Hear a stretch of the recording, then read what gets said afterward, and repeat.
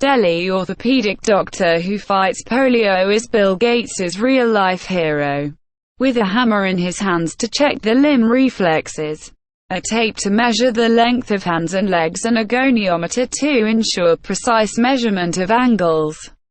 He looks more like a carpenter than a doctor.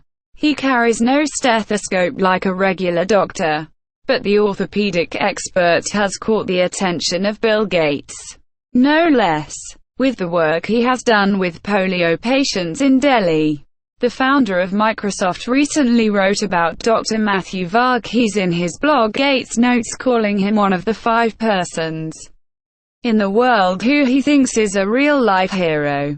The spare-built man with kindly eyes behind big, round spectacles wasn't about to let his focus wander when Toy asked him for his reaction. "The recognition doesn't make a difference to what I do," Dr. Varghese said. "But yes, I hope that it will inspire more doctors and the youth to take up the cause of assisting in the rehabilitation of polio patients." Dr. Varghese, who runs India's only polio ward at St. Stephen's Hospital in Old, the numbers are down. But Dr. Varghese's dream of a vacant ward may take some time to be fulfilled given the sheer number of patients requiring surgery. Once, more than 600 patients underwent reconstructive surgeries to correct the malformations caused by polio at St. Stephen's each year. Today, Dr. Varghese said, the figure has come down to below 200. Archana was 14 when she first came to the hospital for surgery. As he examined the woman and inquired about the difficulties she had in walking, Dr. Varghese said, "She could use neither of her legs.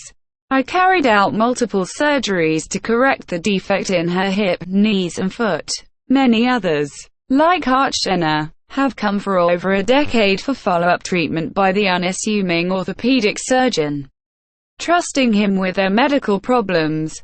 As Dr. Varghese remembered, "A woman came to me few years ago with her toddler. He had fever but there was no bone or joint problem, so I referred the case to a pediatrician. But the woman insisted that I should see the child. Finally, she reminded me that she had undergone reconstructive surgery years earlier and that her son too suffered from the same disease." He narrated other stories about his patients and shared their pictures, reflecting perhaps his close bonding with his patients. "I have attended marriages of many of my patients and even tried to facilitate their education or find employment for some of them," Dr. Varghese said. But that is not enough. The government and society need to be more sensitive towards people afflicted with polio. With surgery and support, they can live independently and contribute to the country's growth.